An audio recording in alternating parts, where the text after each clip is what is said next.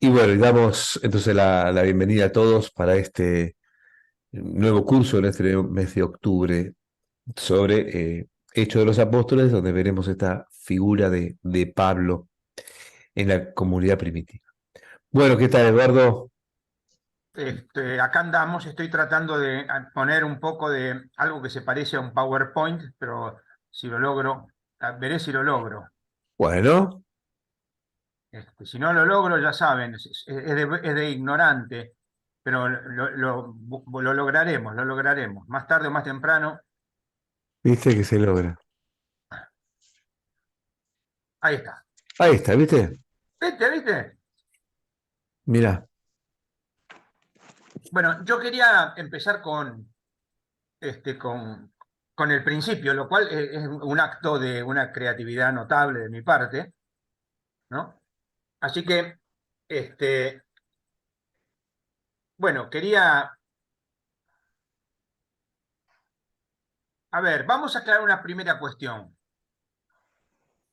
Eh, en una antigua vida de santos, una famosísima vida de santos que empezó a ser muy popular en varias lenguas, en castellano también, son 4 tomos, la vida de los santos de Butler, uf, eh, decía esto: es posible, aunque no contemos con datos concretos, que antes del concilio de Jerusalén, 49, San Pedro hubiera sido durante 2 años o más el obispo de Antioquía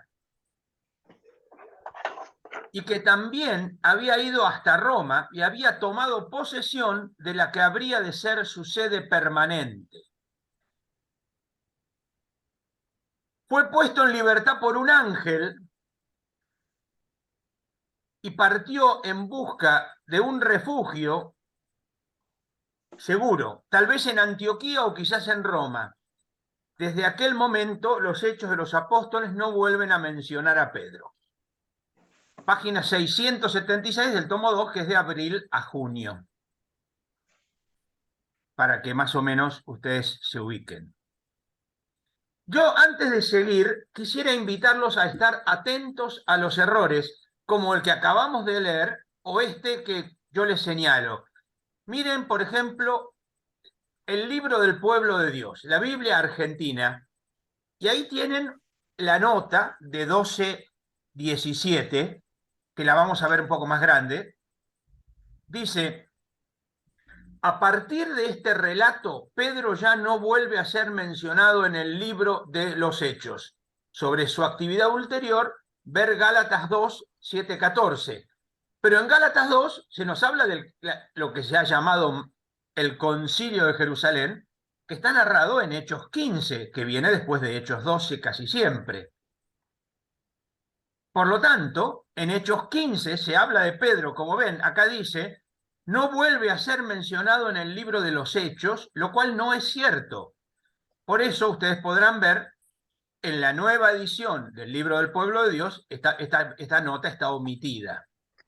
Esto no lo hago para criticar ninguna Biblia ni nada por el estilo, sino simplemente para que estemos atentos a que pueden aparecer cosas como estas, errores como estos.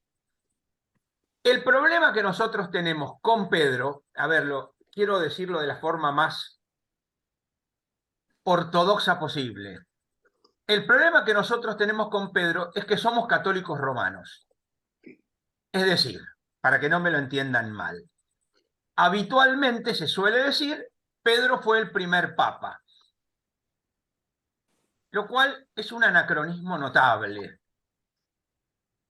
porque si el papa es el sucesor de Pedro, Pedro no puede ser el sucesor de sí mismo, ¿no?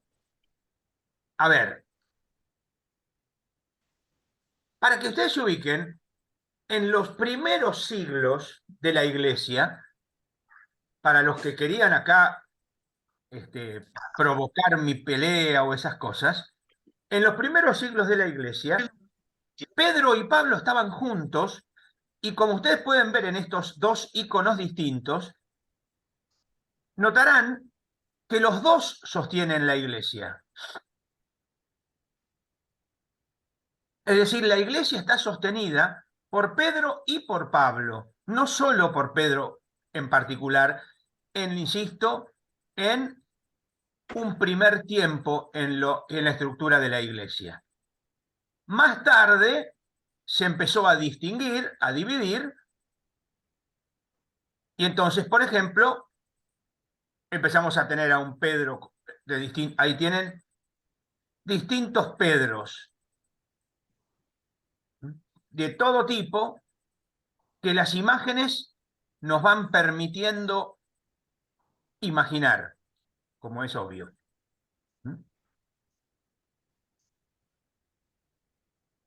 Esto vale simplemente para que tengan en cuenta que cuando hablamos de Pedro, tenemos que tratar de ver qué nos dice, en este caso concreto, Hechos de los Apóstoles sobre Pedro, y no lo que nos dice la tradición posterior sobre Pedro. Porque la tradición posterior va a agregar elementos, bien o mal, con razón o sin ella. No me interesa entrar en ese terreno. Pero lo cierto es que muchas de las cosas que nosotros decimos de Pedro están motivadas por una tradición posterior que tiene mucho que ver con nuestro ser católicos romanos. Miren esto, por favor. Yo, Alonso de Ojeda, servidor de los muy altos y poderosos señores, reyes de Castilla y de León, conquistador de las naciones bárbaras, su enviado y capitán, os notifico y declaro de la forma más amplia posible que Dios nuestro Señor, que es uno, triple y eterno, creó el cielo y la tierra. Después un hombre y una mujer, de quien descendemos nosotros y vosotros, Adán y Eva. Pero como las numerosas generaciones se han sucedido durante más de 5000 años y se han esparcido por diversas partes del universo y dividido en reinos y provincias, y puesto que un solo país no podía contenernos y alimentarlos a todos, Dios nuestro Señor ha confiado todos estos pueblos a un solo hombre llamado Pedro, constituido por patrono y dueño del género humano, para que todos los demás hombres en cualquier lugar que hayan nacido y en cualquier secta en que hubieran sido educados, les prestasen obediencia. Lo mismo se ha practicado hasta aquí con los que han sido elegidos para el pontificado, que fue reemplazando a Pedro, y esto continúa ahora y continuará hasta el fin del mundo. Esta es el acta de posesión como gobernador del adelantado Alonso Ojeda de 1510, en la conquista de Guyana, Venezuela, Trinidad, Tobago, Curazao, Aruba y Colombia. El Papa le dio autoridad para tomar la tierra. A ver, tengan en cuenta, estamos en época de los reyes llamados católicos, que tenían una alianza política fuerte con el Papa, Julio II, sobre todo en su confrontación o enfrentamiento con el rey de Francia. Entonces, acá el Papa, que le da Nápoles al rey Fernando, también le da el Papa el poder para que el rey Fernando domine las tierras de América, en este caso, porque es el Papa el que lo ha hecho por mandato de Dios, por supuesto. Como ven, todo esto se dice del Papa. Ahora, veamos a Pedro en el Nuevo Testamento. No en todo, en la parte que nos va a ir tocando a nosotros. Tenemos a Pedro que aparece en Pablo solamente en 1 Corintios y en Gálatas. Después aparece en Marcos, aparece en Mateo, aparece en Lucas y Hechos, aparece en Juan, aparece en las cartas llamadas de Pedro, primera y segunda Pedro, y después aparece en los escritos posteriores, padres apostólicos, etcétera, etcétera, etcétera. Yo voy a ser muy breve en la presentación de lo que es anterior a Hechos, pero porque me lo menciono porque lo que es anterior a Hechos, Hechos probablemente conozca algo. Nos vamos a detener en Hechos, sin duda, pero hace falta ver qué es lo que Hechos está recibiendo.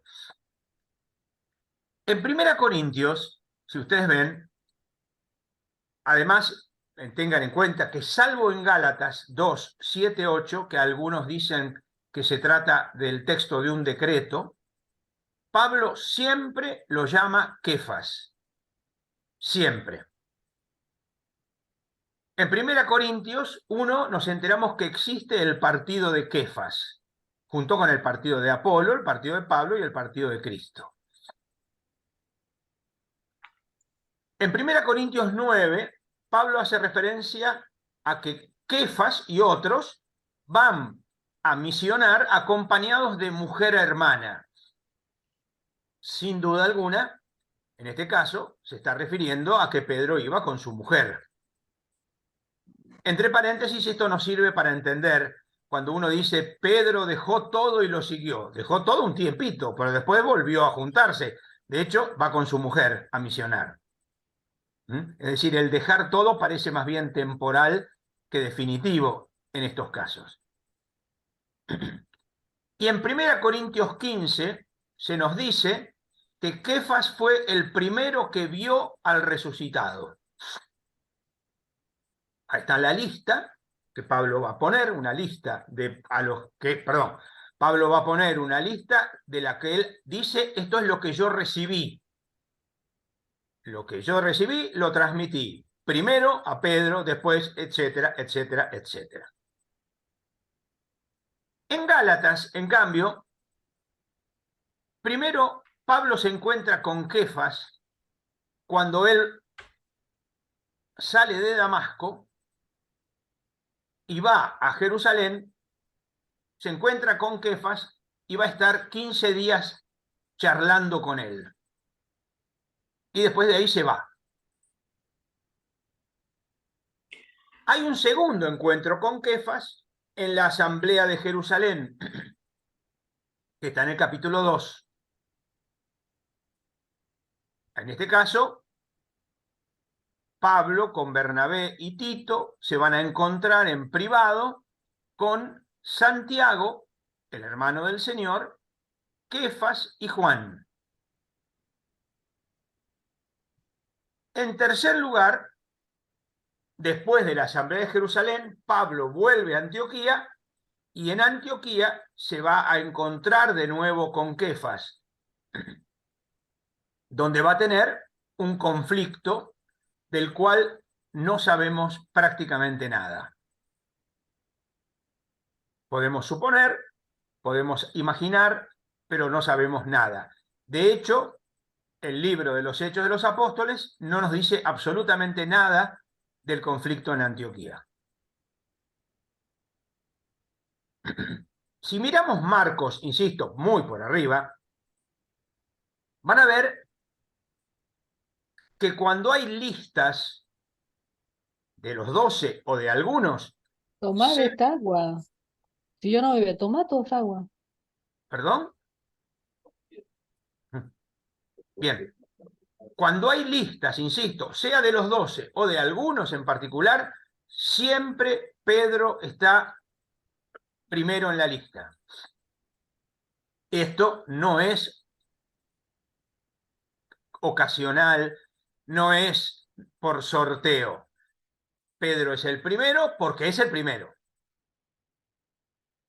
Y además, en Marcos, Pedro es el primero en ser llamado al seguimiento de Jesús. Cosa que, por ejemplo, no pasa en Juan. En muchas ocasiones, Pedro es el representante de los discípulos. Es decir, habla en nombre de.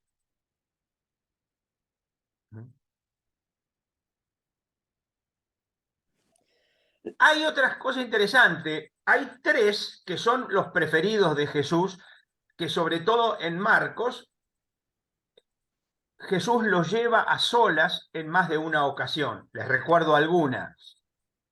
A la transfiguración, a la resurrección de la hija de Jairo. Cuando Jesús va un paso más en el monte, en el en el monte de la pasión, cuando Jesús va a ser capturado. Es decir, en más de una ocasión se hace referencia a los tres, Pedro, Santiago y Juan, y curiosamente Pedro, Santiago y Juan van a ser los que van a recibir un sobrenombre. Simón va a ser llamado Pedro y Santiago y Juan van a ser llamados hijos del trueno. Como ustedes recuerdan, lo tienen ahí 3, 16, 17. En nombre de los 12, Pedro va a reconocer a Jesús como el Cristo, 8:29, pero cuando Jesús dice que lo van a matar, lo reprende a Jesús y es reprendido por Jesús. 8, 32, 33. En el momento de la pasión, Pedro lo va a negar incluso con insultos y juramentos. Esto no es poco. Insultar a Jesús y jurar que no lo conoce. Sin embargo, al final, el resucitado le dice a las mujeres, digan a Pedro, perdón, no, el ángel le dice a las mujeres, no el resucitado, el ángel le dice a las mujeres, digan a Pedro que lo verán en Galilea.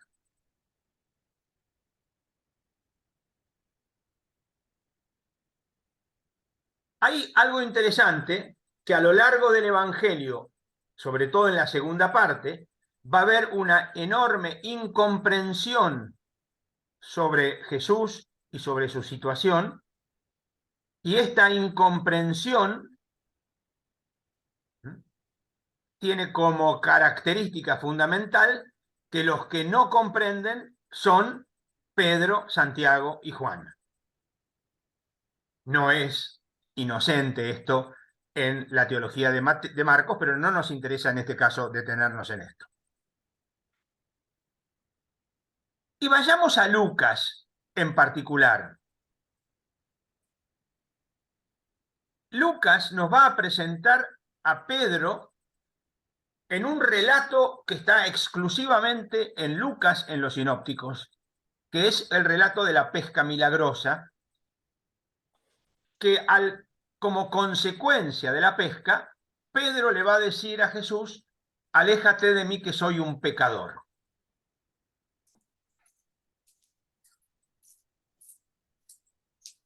En las listas, de nuevo, siempre está primero Pedro.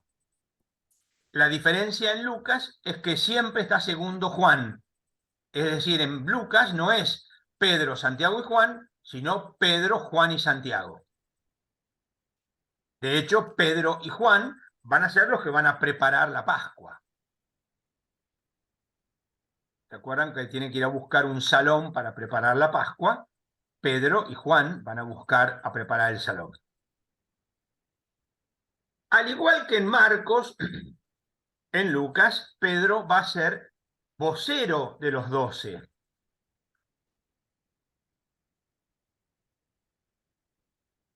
Por supuesto que al igual que en Marcos, nos encontramos con que Pedro niega a Jesús, algo de lo cual vamos a tener que decir algo importante en Lucas. Satanás va a intervenir en el caso de Lucas, en el caso de Pedro, como vamos a ver. Jesús mira a Pedro y éste llora. Y es el primer beneficiario de las apariciones del resucitado, como lo había dicho 1 Corintios 15, si se acuerdan.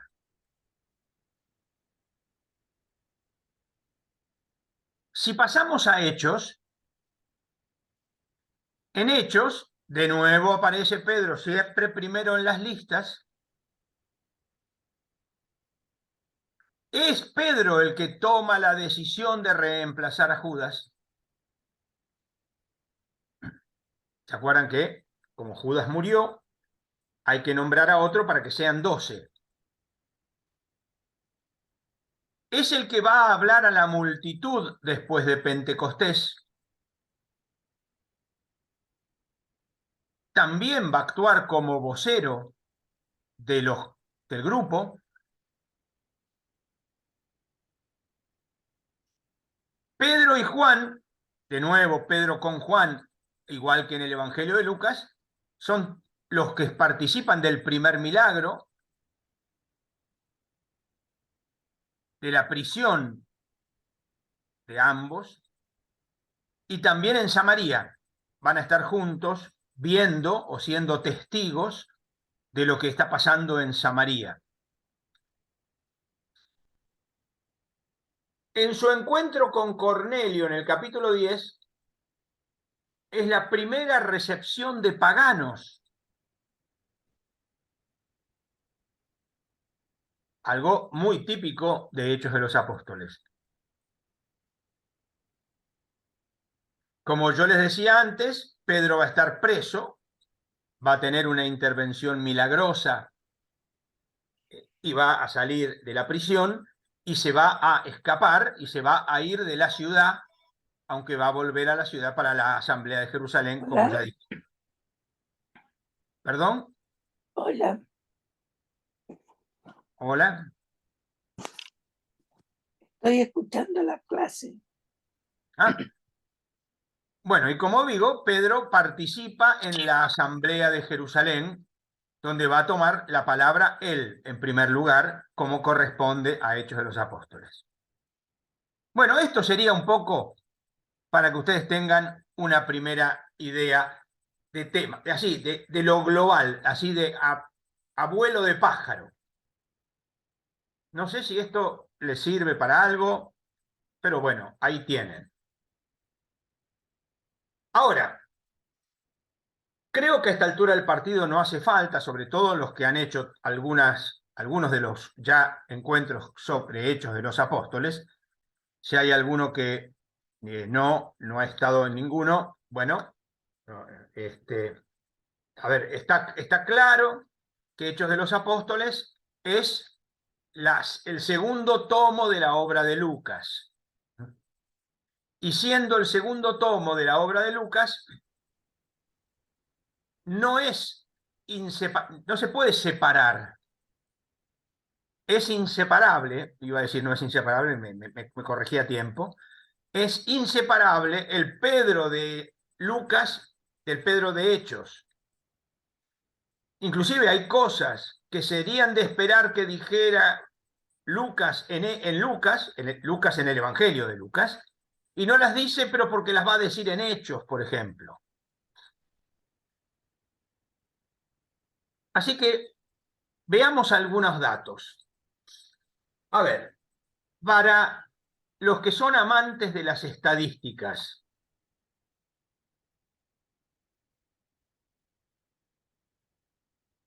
si ustedes miran la palabra Petros en griego,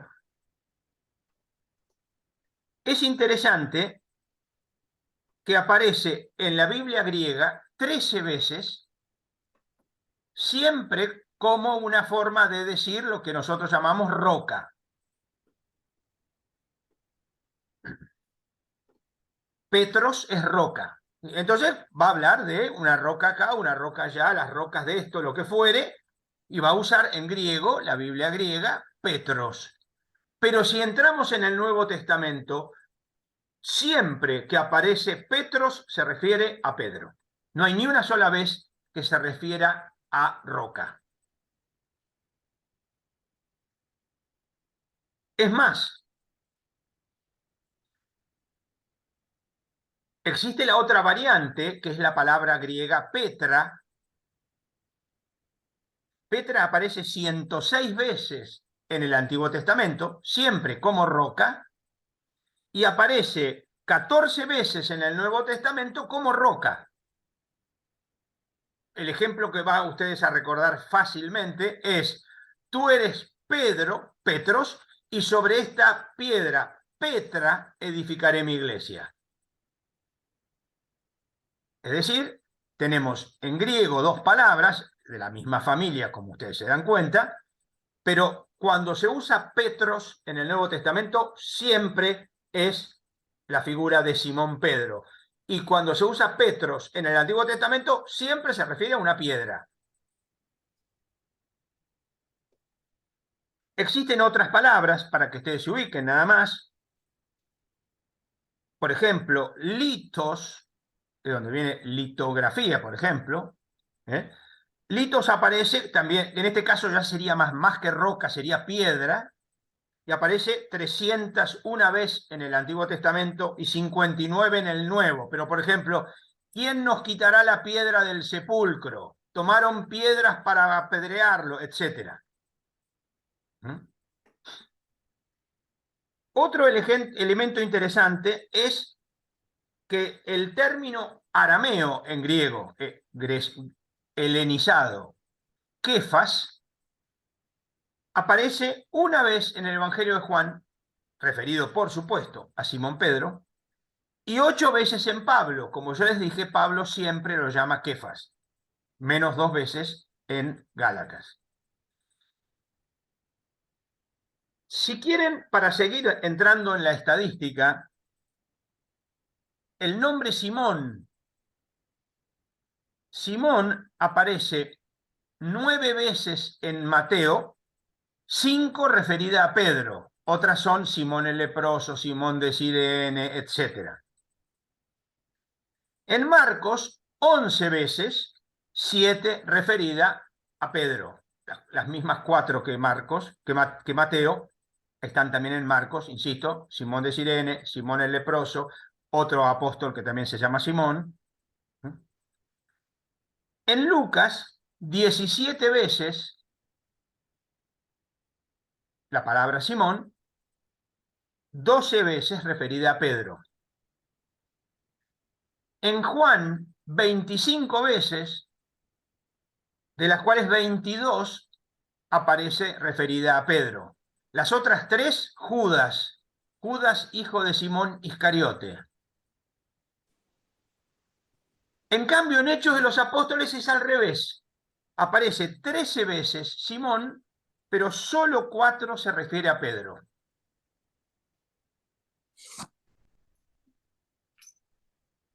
Y un último dato.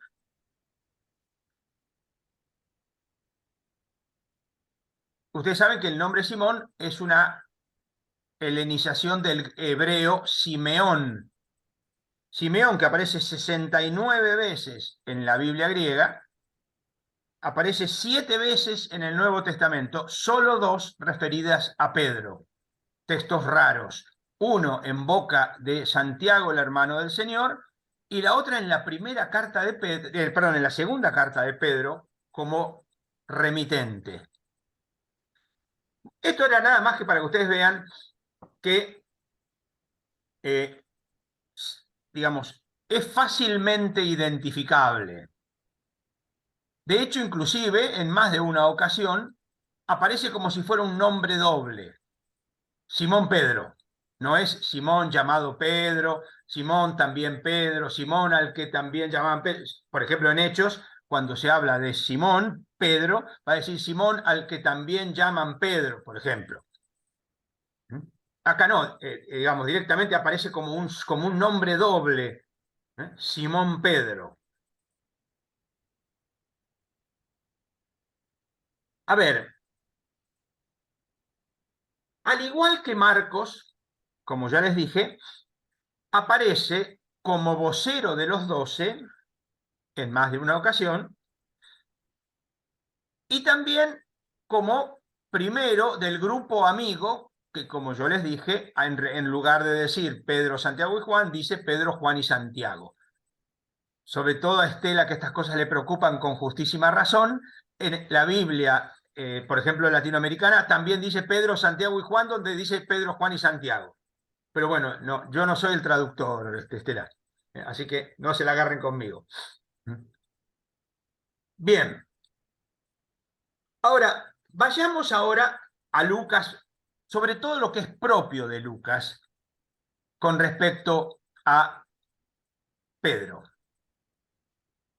A ver, ustedes tengan en cuenta que Marcos nos hace una presentación de la vocación de los primeros cuatro, Pedro y Andrés, Santiago y Juan, que resulta psicológicamente dudosa.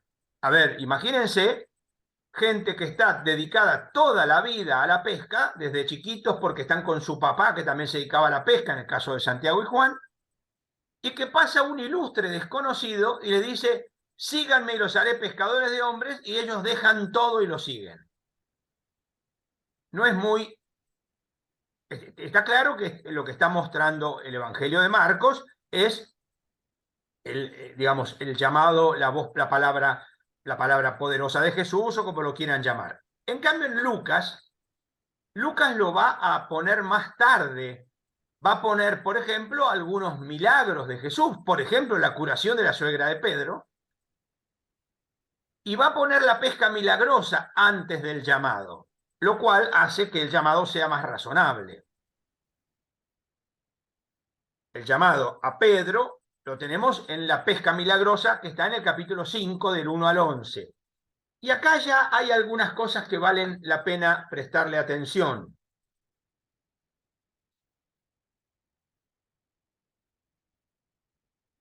Vean,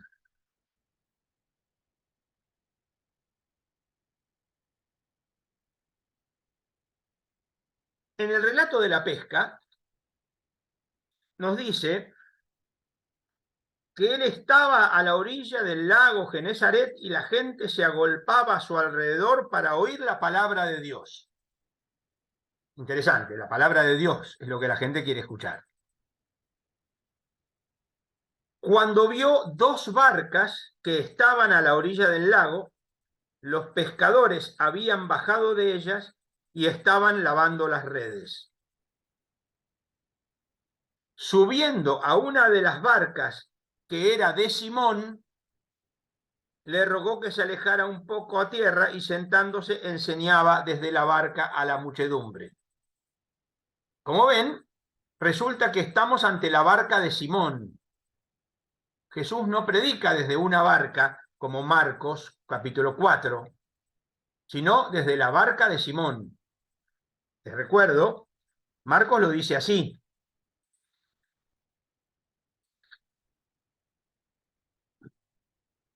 Dice, se reunió tanta gente junto a él que hubo de subir a una barca y ya en el mar se sentó, toda la gente estaba en tierra a la orilla del mar. Enseñaba muchas cosas por medio de parábolas. Acá se nos dice que la gente iba a escuchar la palabra de Dios y que Jesús se sienta en la barca que es de Pedro, perdón, de Simón, para ser exactos.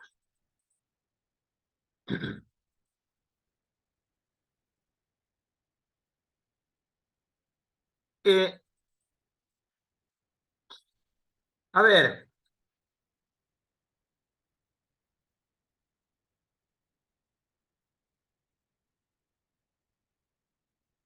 tengan en cuenta que hay otra barca. Es importante porque cuando Pedro ve que...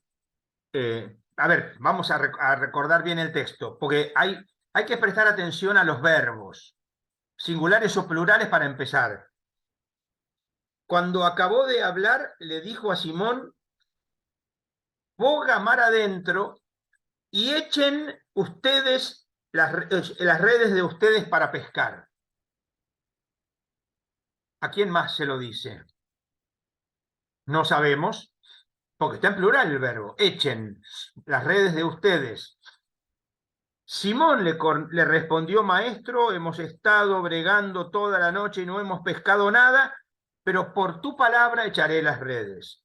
Pedro dice, echaré.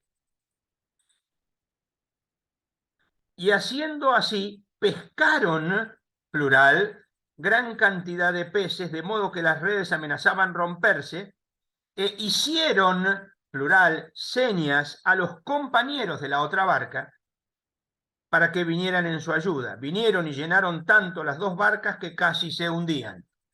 Hasta acá el relato milagroso. Está claro que Pedro tiene compañeros de trabajo en la misma barca, pero además tiene otros compañeros en la otra barca. Tengan en cuenta, sencillamente, pero esto no es el tema en este caso, pero como Roma se siente la dueña de los lagos, Roma cobra impuesto a los que pescan sus pescados. Y entonces es común, como los impuestos llegaban hasta el 35-40%, dependía de la época, era común que se asociaran lo que nosotros llamaríamos una cooperativa para que tuvieran que pagar menos impuestos. Por eso hacen, la palabra que aparece en los compañeros de trabajo, se refiere a eso. Son los otros compañeros, los socios, si quieren llamarlo así, que nosotros vamos a saber que eran Santiago y Juan, hijos de Zebedeo, compañeros de Simón, como lo dice en el versículo 10. Ahora, hasta acá esto. Al ver esto, Simón Pedro, ahora le agrega Pedro, recién en el capítulo 6 Jesús le va a poner el sobrenombre, Lucas lo adelanta. Aléjate de mí, Señor, que soy un hombre pecador. Evidentemente acá hay una experiencia concreta de que estamos ante algo religioso, sagrado o como lo quieran llamar, y frente a eso, Pedro retrocede, cae de rodillas, para ser más exactos. El asombro se había apoderado de él y de cuantos estaban con él a causa de los peces que habían pescado. Lo mismo Santiago y Juan, hijos de Zebedeo, compañeros de Simón. Pero vean que ahora Jesús le dice a Simón, no le dice a todos. Les dice, no temas, no es no teman, no temas, desde ahora serás, comillas, por favor, pescador, cierro comillas, de personas. Serás, comillas, pescador de personas. Es decir, el llamado vocacional a cambiar de objeto de la, comillas, pesca, ya enseguida van a ver por qué digo comillas, pero quiero primero redondear la idea y no quiero detenerme en eso por ahora. Pero el cambio de objeto de peces a personas se dirige exclusivamente a Pedro. Acuérdense que en Marcos y en Mateo serán pescadores de personas. Ahí sin comillas. Y acá ya empiezo a revelar.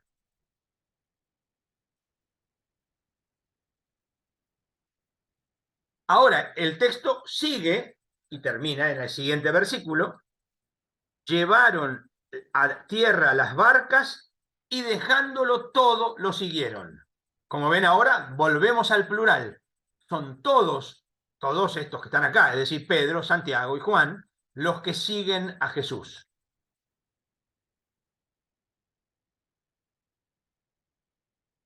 ¿Se entiende o más o menos?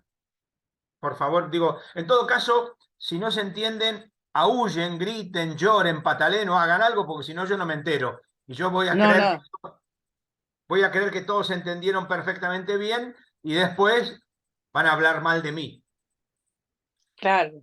Claro, cosa que hacen muchos, pero yo quisiera que sean otros. Se entiende, se entiende. Bueno, a ver.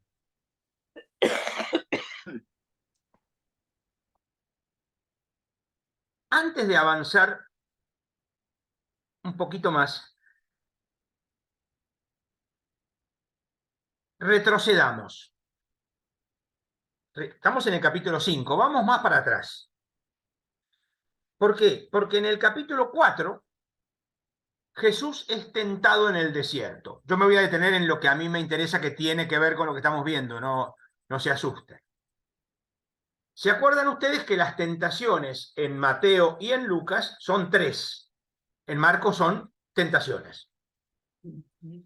Las 3 tentaciones son en Lucas que las piedras se conviertan en pan, adorar a Satanás y tirarse abajo del alero del templo. Desde el alero del templo tirarse abajo. No me interesan las tentaciones en particular. Ahora, noten esto, por favor, porque acá hay una clave. El texto termina, después de que Jesús responde a las 3 tentaciones con 3 citas del libro del Deuteronomio. Ustedes saben, Jesús contesta las 3 tentaciones, que es una clara alusión a las 3 tentaciones que tuvo el pueblo de Israel en el desierto. Jesús contesta las 3 tentaciones con textos del libro del Deuteronomio, es decir, de las cosas que Dios dice a Israel en el desierto. Pero lo que interesa acá es que, acabada toda tentación, les recuerdo cómo lo plantea Mateo para que lo tengan presente a la luz de esto. Dice, entonces el diablo lo deja y aquí se acercaron unos ángeles y lo servían. Punto. En cambio acá dice, acabada toda tentación, el diablo se alejó de él hasta el tiempo oportuno. Volverá. La clave está en que el diablo volverá.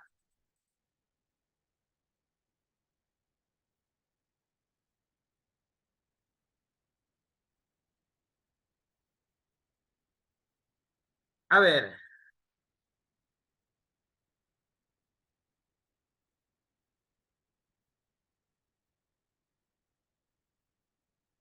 ¿Cuándo volverá? En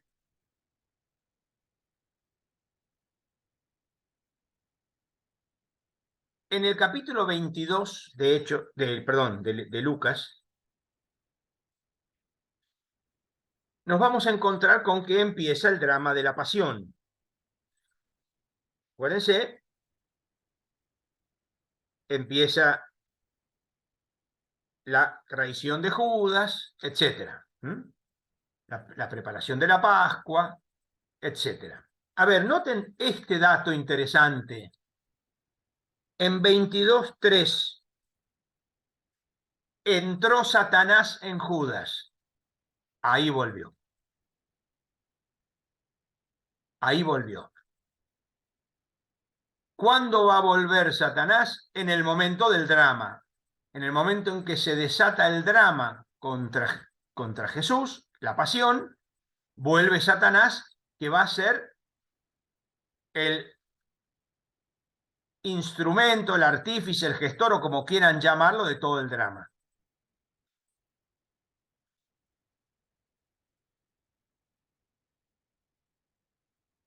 Después de esto, viene, por supuesto, como ustedes saben, la cena pascual, etcétera, etcétera, etcétera. Y cuando Jesús les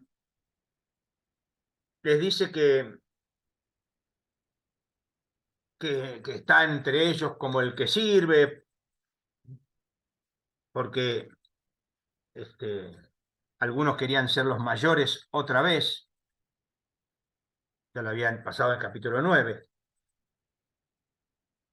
Jesús dice que Dios dispuso para él un reino, para que coman y beban a mi mesa en mi reino y se sienten sobre tronos para juzgar a las 12 tribus de Israel.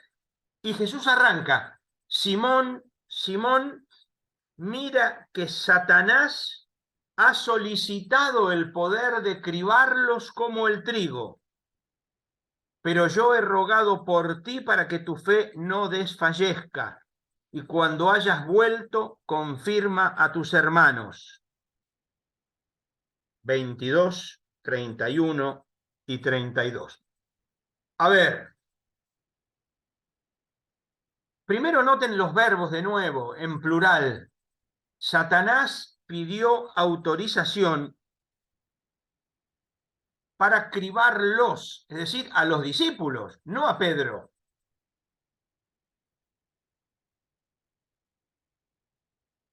Pedro va a ser el portavoz o el representante. Satanás pidió cribarlos. Yo rogué por ti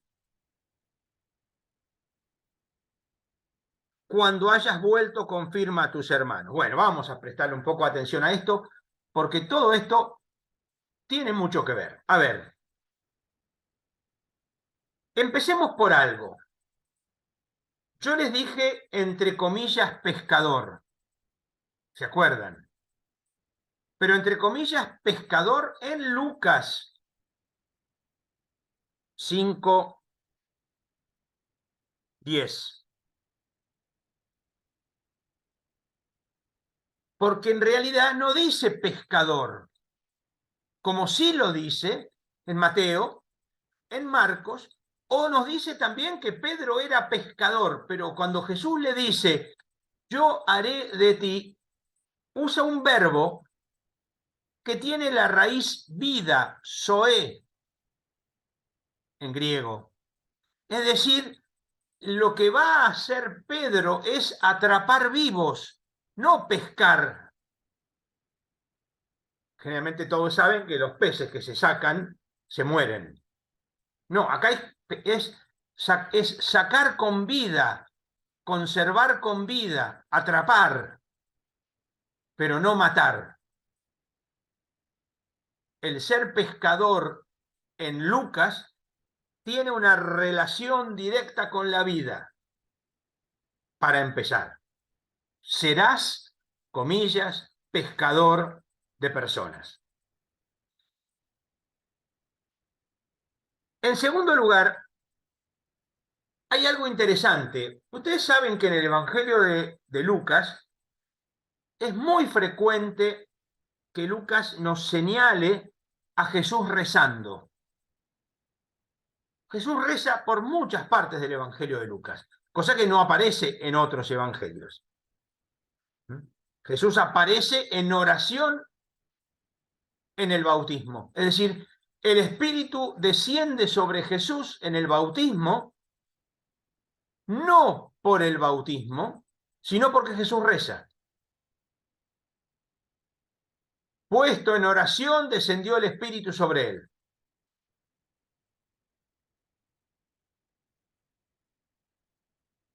Cuando Jesús elige a los 12, antes de elegir a los 12, reza. Antes de enseñar el Padre Nuestro, reza. Jesús va al monte de la transfiguración a rezar. Jesús se adelanta unos pasos en el huerto y se va con Santiago, con Pedro, Juan y Santiago. Más adelante, Jesús se va a rezar.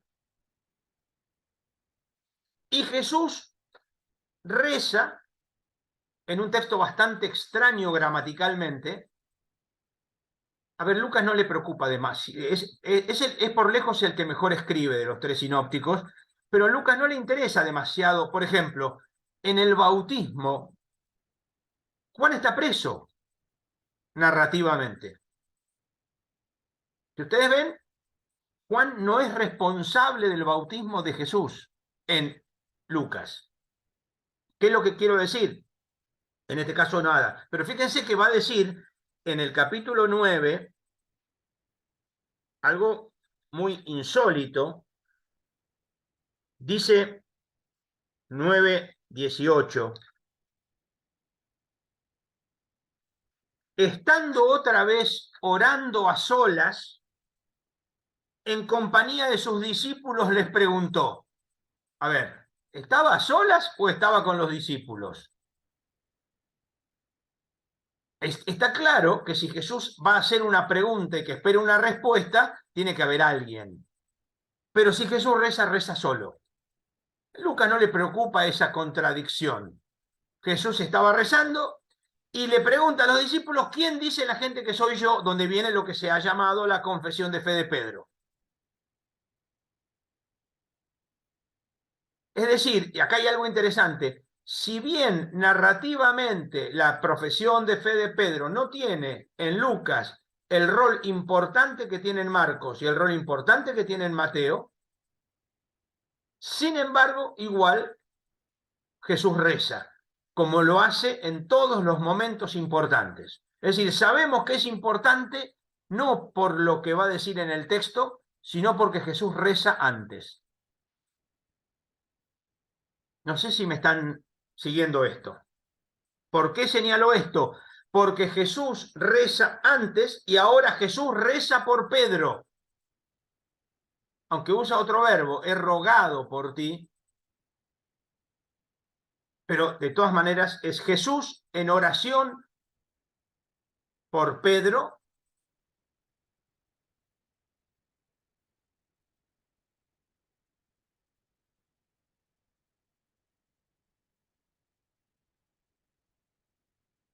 ¿Para qué?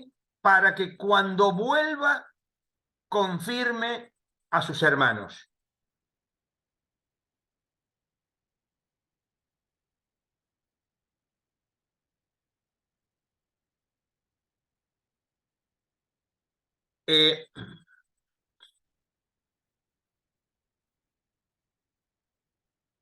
Miren esto.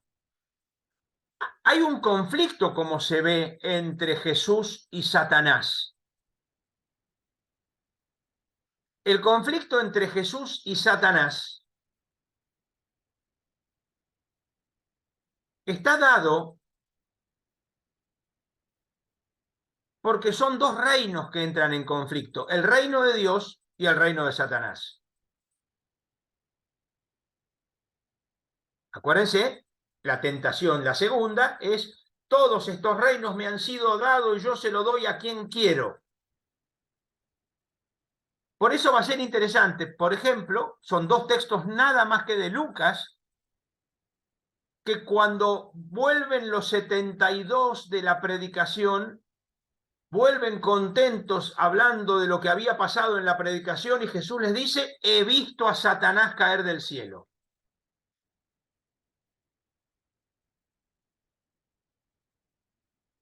Diez 18. Y poco más adelante hay una mujer encorvada y Jesús la va a curar y dice que Satanás la tenía atada. Como ven, hay un conflicto entre dos reinos.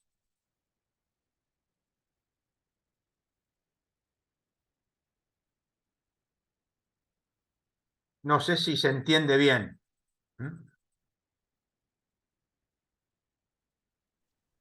Ustedes saben que este texto de las tentaciones fue utilizado por uno de los candidatos para decir algo que después dice que no dijo y que lo dijo en otro momento, que no lo dijo, pero que sí lo dijo y que estaba arrepentido. No me queda claro. Pero...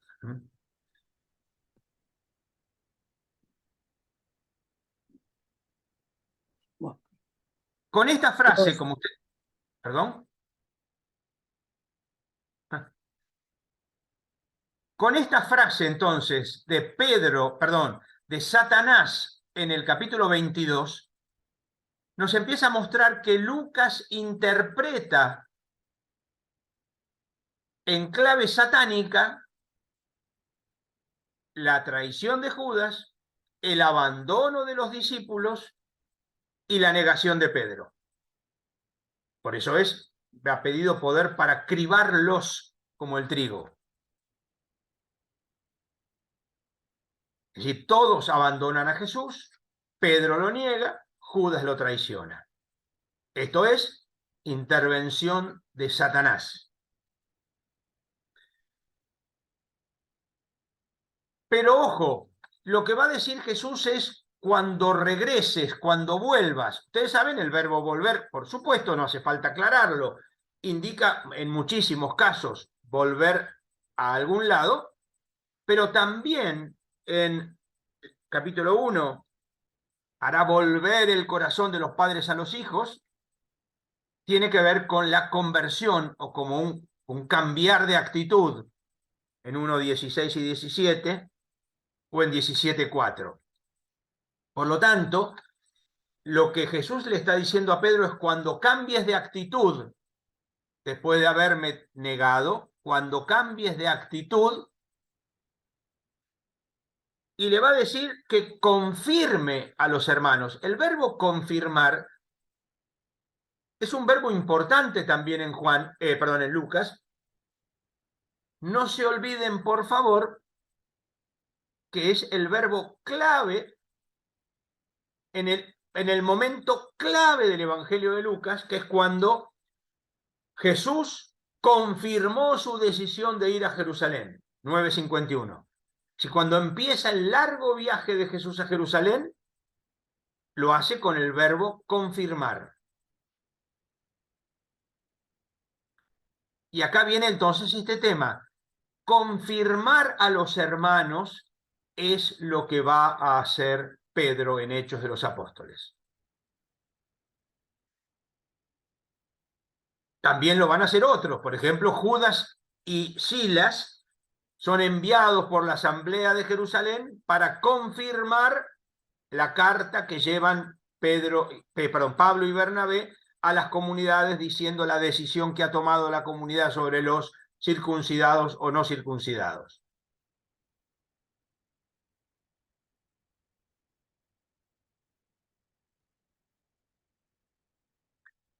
¿Se entiende? No deja de ser también interesante cuando Jesús es capturado, en el momento en que Pedro va a mostrar su guapesa, que le va mal,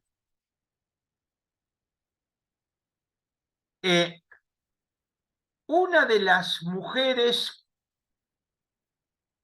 lo vio a Pedro y le dijo, tú también estabas con él.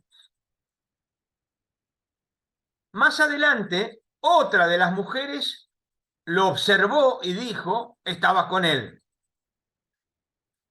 La tercera de las tres negaciones va a tener que ver no tanto con lo visual, sino con lo oral. Estabas con él porque sos Galileo, tiene que ver con la entonación. ¿No? Todos reconocían el tono, el canto que tiene, por ejemplo, un Galileo. Es decir, hay una serie de observaciones a Pedro.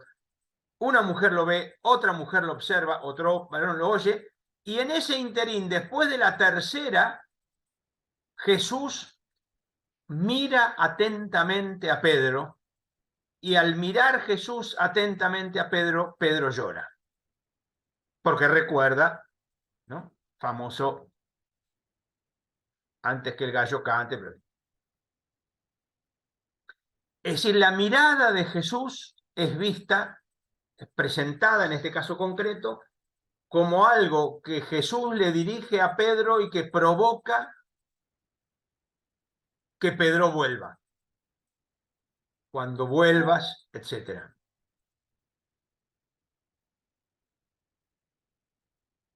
Me van siguiendo, ¿no?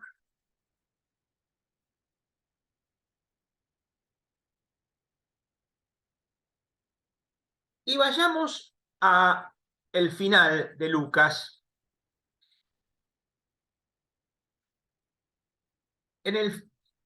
Ustedes, como recuerdan, en Marcos se nos había dicho, díganle a Pedro que lo verán en Galilea.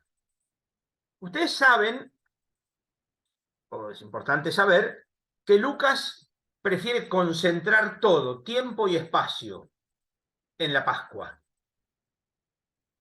Concretamente, en Lucas, todo pasa un día y todo pasa en Jerusalén. Es decir, no hay Galilea en el resucitado. Y no hay 40 días, 3 días, 5 días en el resucitado. Todo pasa el mismo día de la resurrección, el mismo día que Jesús resucita y asciende, y todo pasa en torno a Jerusalén.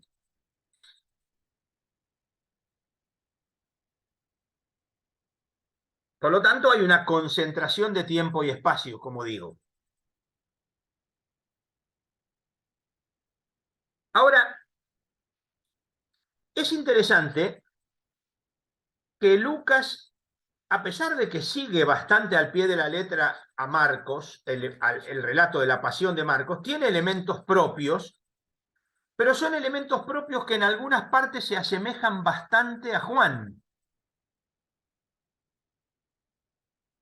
No sé si lo tienen presente, pero por ejemplo, cuando las mujeres dicen que no está Jesús, acuérdense que no hay aparición a mujeres en Lucas, las mujeres les dicen que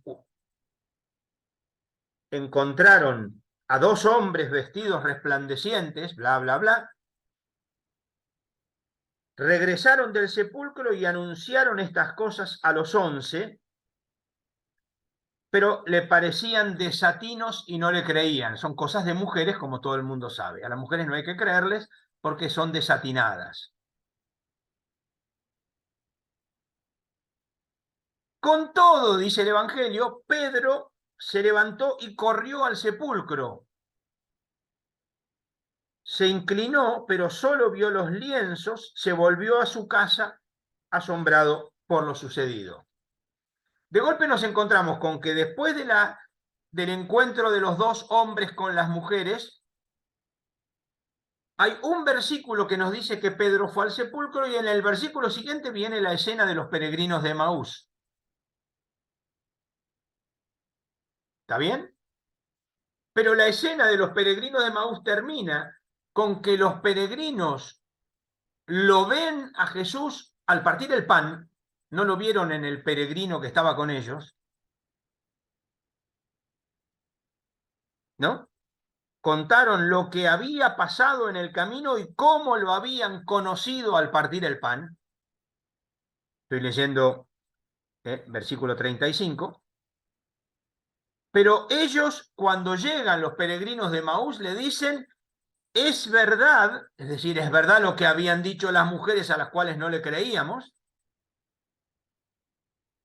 el Señor ha resucitado y se ha aparecido a Simón.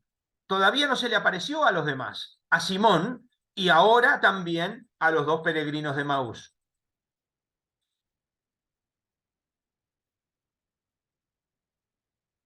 Me van siguiendo, ¿no? Es decir, todavía los otros que están ahí no han visto al resucitado. Y acá vean, Jesús se aparece y les dice la paz con ustedes, miren mis manos y mis pies, le ofrecen un trozo de pescado para comer. Todo esto es muy parecido a Juan. Si se acuerdan, Jesús come un trozo de pescado en la orilla, cuando les dice en la pesca milagrosa, ¿se acuerdan? En el capítulo 21, Jesús le dice a Tomás, acá están mis manos y mi costado, véanlo, y Jesús se aparece a los discípulos con la paz esté con ustedes. Es decir, hay bastante semejanza en esto entre Lucas y Juan. Bueno, no interesa las razones.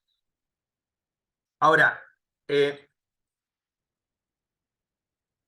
¿cómo es el tema? Vean, acá Pedro ve las vendas, acuérdense, el discípulo amado ve las vendas, vio y creyó, pum, chim, pum. Pero como acá no está el discípulo amado, Pedro solo ve las vendas. ¿Sí? Ahora, Pedro, perdón, como nosotros ya lo sabíamos por 1 Corintios, antes que a los peregrinos de Emaús, Jesús se le aparece a Pedro. No sé, a la vuelta, será a la vuelta de las vendas, porque no nos dice cuándo.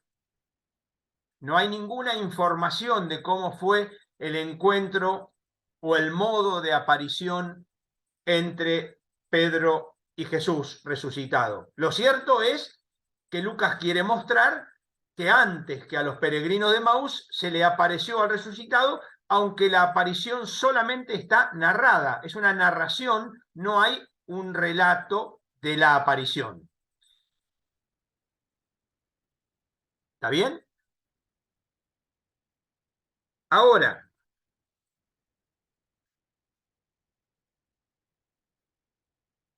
con esto, Jesús, que se aparece ahora a todos los que estaban ahí, se apareció en medio de ellos,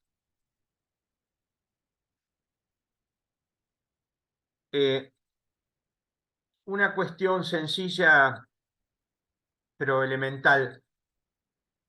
Los que nos sentimos feministas, digo para que quede claro mi lugar, sabemos que se debe sospechar de los verbos en plural masculino, porque los verbos en plural masculino suelen invisibilizar mujeres.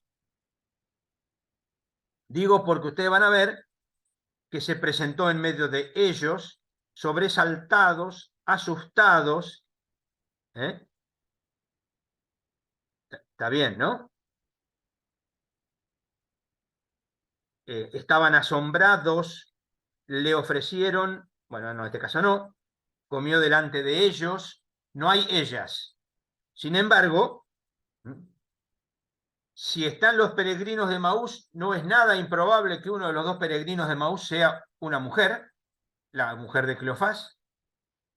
Y además, las mujeres que fueron a avisarle a los discípulos que no estaba Jesús, estaban con él, estaban ahí. Digo más que nada para que quede claro que todo indica que acá hay un grupo, no está hablando de los 12, o mejor, de los 11. Y a este grupo le va a decir Jesús que se cumple la escritura, es decir, la ley de Moisés, los profetas y los salmos, y lo que les va a decir es que Cristo debía padecer y resucitar de entre los muertos y se predicaría en su nombre a todas las naciones para el perdón de los pecados, empezando desde Jerusalén. Como ven, la resurrección de Jesús y el encuentro de Jesús con los amigos es el anuncio de la última parte del cumplimiento de las Escrituras. Jesús ya murió, Jesús ya resucitó, ahora se debe predicar a todas las naciones. Eso es Hechos de los Apóstoles, empezando por Jerusalén. Mientras tanto, voy a enviar sobre ustedes la promesa de mi Padre, permanezcan en la ciudad. Y lo sacó y ascendió. Lo sacó afuera de la ciudad, cerca de Betania, los bendecía, se separó de ellos, fue llevado al cielo, etcétera, etcétera, etcétera. Ahí empieza Hechos, que como ustedes saben, Hechos empieza igual que como termina Lucas. Es decir, es interesante porque un buen narrador, como es el caso de Lucas, empieza igual que empieza. Empieza Hechos igual que empieza Lucas, pero a su vez empieza Hechos igual que termina Lucas.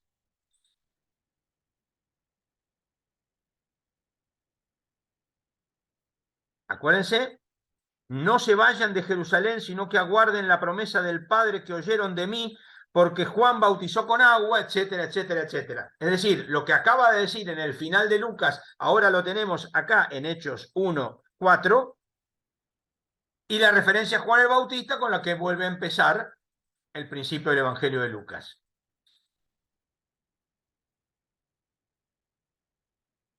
Ahora, Jesús les dice que van a ser mis testigos en Jerusalén, Judea y Samaria, pero como empezó el Evangelio, Jesús 40 días en el desierto para ser tentado, ahora la iglesia tiene 40 días antes de Pentecostés. Es decir, ya no hay como en Lucas un día de la resurrección, sino ahora tenemos 40 días. ¿Está bien? A ver, por favor les pediría que omitan toda lectura fundamentalista. Entonces apareció uno, se apareció 40, cuando además después se le aparece a Pablo, y a Pablo se le aparece varios años después. Así que, digo, no seamos tan matemáticos, porque la matemática suele ser bastante complicada en estos casos.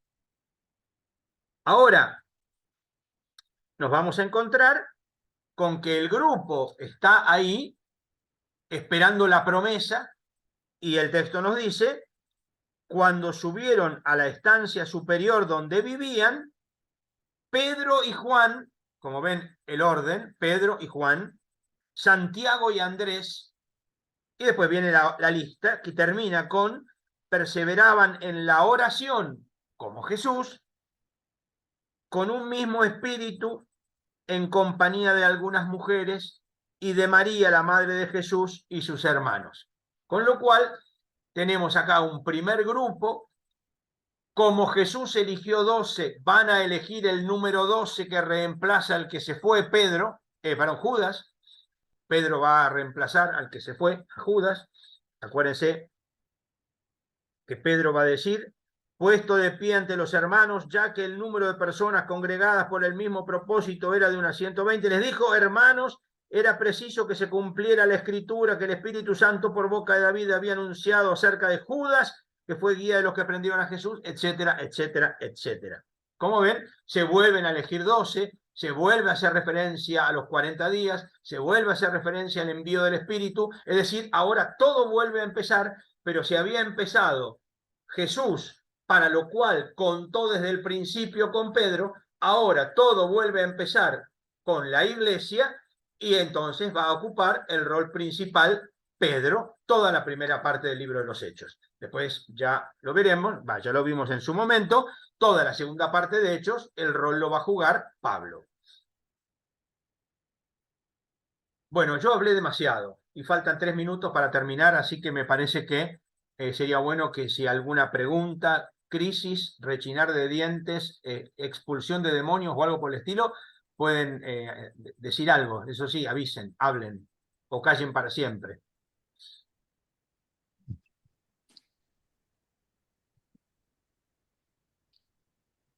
En silencio, a ver si podemos aportar, Hola, preguntar, comentar. hola. Sí, Sí, Beatriz. la expulsión de los demonios que empezó en lo que hoy llamarían liberación, la No, misa de liberación. no, pero yo no hablé de expulsión de demonios, hablé de la pelea de Jesús con Satanás. Sí, por eso No, por eso no. Jesús pelea con Satanás. Sí. Bueno, y después cuando en un momento de los evangelios habla de la expulsión de los demonios, A ver, quedé ahí un poco confusa. a ver, yo estoy hablando, a ver, Satanás es el que quiere proponer un reinado opuesto al reinado de Dios.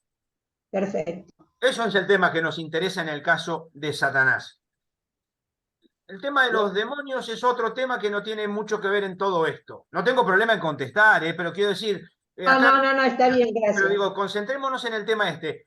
Jesús entra en conflicto, hay un conflicto de 2 reinos. El reino de Satanás, que es el reino que quiere hacer todo lo contrario al proyecto de Dios, es un reino que quiere oprimir, atar a la gente, dominar a la gente, maltratar a la gente, y el reino de Dios que quiere liberar a la gente, abrir las perspectivas, humanizar, etc. ¿Está bien? Eduardo, Sí, Estela. consulta. Por lo que dijiste de la aparición a Pedro y de 1 Corintios, entonces o entendí mal, o Lucas tenía conocimiento del texto de 1 Corintios. Lucas, la redacción de Lucas tenía conocimiento de ese texto y por eso... Mira, yo no me animo a decir esto, porque Pablo mismo dice en 1 Corintios 15, esto es lo que yo recibí y transmití. Por lo tanto, parece haber una transmisión de una lista, que no sería raro que el autor de Lucas también tuviera en cuenta tuviera la misma lista. Pero no que Lucas conociera a 1 Corintios, lo cual, por otro lado, no sería extrañísimo porque hay un cierto contacto entre Pablo y el autor de Lucas Hechos. No tanto como para eso, pero digo, pero lo cierto es esto. En la lista que da Pablo, no hay ninguna mujer mencionada. Está bien que hay colectivos, 500 hermanos, por ejemplo, pero no hay ninguna mujer mencionada. En Lucas tampoco hay ninguna mujer mencionada. No hay ninguna mujer a la cual se le aparezca el resucitado expresamente mencionada, porque yo insisto, creo que una de las dos peregrinos de Maús es una mujer, pero pero no está mencionada. ¿Y en qué Ok. te fundamentas para decir que una de las peregrinas es mujer?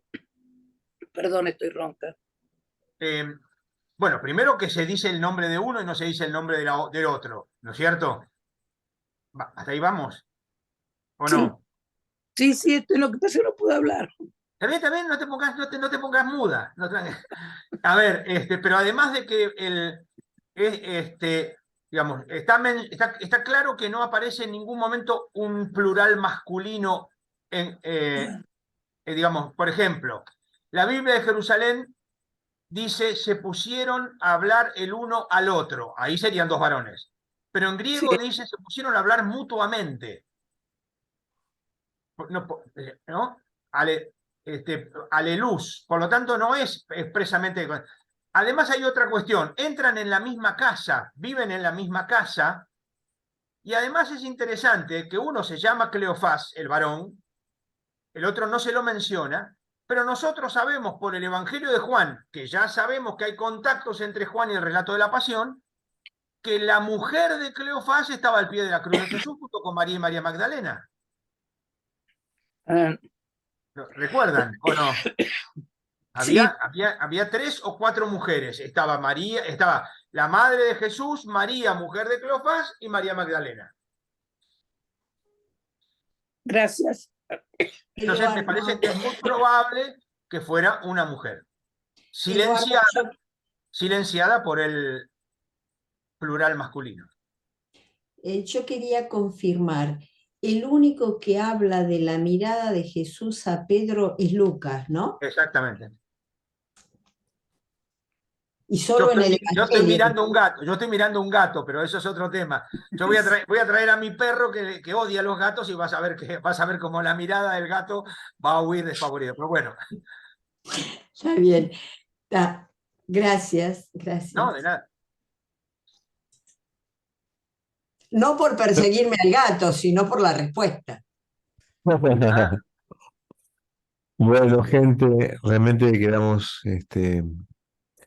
muy llenos de cosas, ¿no? Para seguir leyendo y seguir pensando sobre todo lo que me parece a mí que tendría como algo especial para nosotros poder volver a leer el Evangelio de Lucas y Hechos, como para poder ir recomponiendo lo que se fue diciendo en esta clase. Así que bueno, si les parece, entonces quedamos para el próximo martes, ¿eh? Y continuamos esta clase, este curso. Ujú. ¿Todo bien, bueno, Eduardo? Sí, muchas gracias. Muchas gracias. Excelente. bueno, Eduardo, gracias. Todo muy claro, muy Gracias. interesante. Muchas Voy a dar gracias. titular. Gracias. Gracias. les aviso que el PowerPoint que pasé al principio, que es breve, nada más sencillo, ya se lo pasé a José Luis para que lo comparta con Sí, los lo tengo, bueno, lo tengo. Bueno, gracias. Gracias. Gracias. Gracias. Chao, chao. Hasta luego, entonces. Bendiciones.